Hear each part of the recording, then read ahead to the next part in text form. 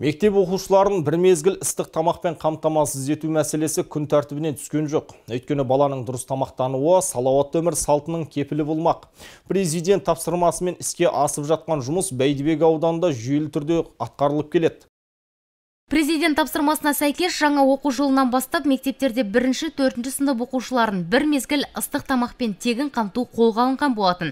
Осы бойынша ауданда мониторингтік топ құрылып, білім беру ошақтарына зерделеу жұмыстарын жүргізді. Сондай-ақ Бәйдібек ауданы әкімдігі жанынан құрылған қоғамдық кеңес мүшелері де оқушыларға берілетін бір мезгіл ыстық тамақпен қамту мәселесін күн тәртібінен түсірген емес. Боралдай ауылдық округіне қарасты Орынбай Тайманов атындағы жалпы орта мектебінде бүгінгі таңда 104 бала бір мезгіл ыстық тамақпен қамтылып келеді. Ал аудан бойынша білім беру ұйымдарында асхана жайы қарастырылған 45 мектепте бір мезгіл ыстық тамақпен 1809 бала қамтылып отыр. Бұған дейін бір мезгіл ыстық тамақпен тек әлеуметтік жағдайына қарай беріліп келген. Жалпы білім беру мектебі бойынша 1-4 класста 85 бала, 85 оқушы, міндетті қорғау бөлімі қаржыға 30 бала 64 жоға алуға байланысты.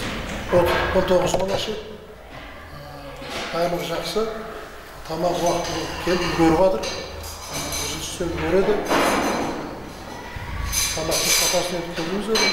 Кәм жұмысшы кәм жазылмайды, апта сайын тексеріп тұрады. Сапасын, несін, берілуін.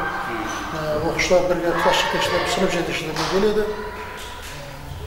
Аспазшылар бәрі медик тексеруден өткен.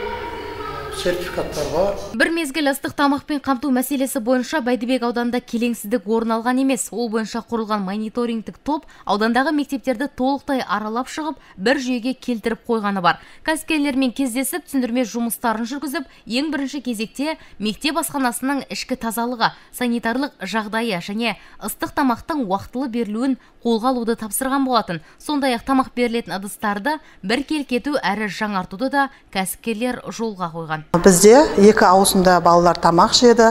Оның біз таңғы ауысымда 58 бала, және түс қайта ауысымда 46 бала тамақ жеді. Жалпы 104 бала бізде қазіргі таңда ыстық тамақпен қамтылып отыр. Бүгін бізге харчо көжесі берілді.